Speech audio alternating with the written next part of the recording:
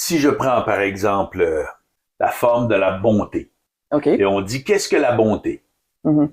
Là, déjà, l'on décrit que l'on a un ombrage qui a la forme de la bonté dans son psychisme. On ne comprend pas parfaitement le tenant et l'aboutissant du phénomène de la bonté.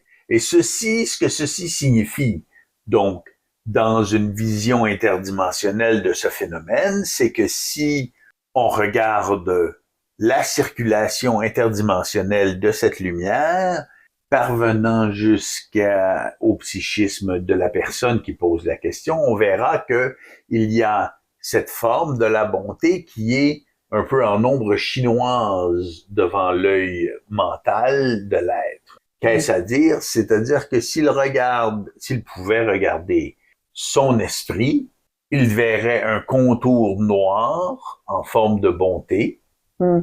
et de la lumière tout autour. Donc une éclipse de la bonté, si on veut.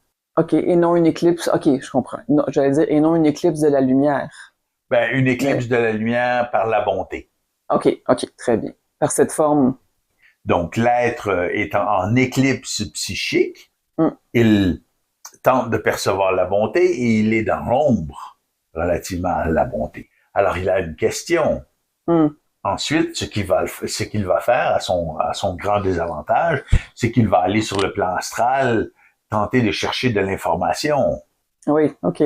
Parce que c'est sa source d'information habituelle, disons. habituelle et entérinée par l'habitude. Mhm, oui. Donc, Mhm. étant toujours en relation psychique avec le plan astral, il va aller là, il va dire, ah, bonté, ça ressemble un peu à générosité et à gentillesse et à ci et à ça. Il va tenter de faire des parallèles pour tenter, à partir de formes qui sont elles-mêmes sur le plan astral, donc ne sont pas parfaitement informatives, mais qui sont désinformantes en même temps qu'elles informent, Mhm. tenter de s'informer et jamais il n'aura une réponse parfaite, claire et limpide, comme seul l'esprit peut en offrir une.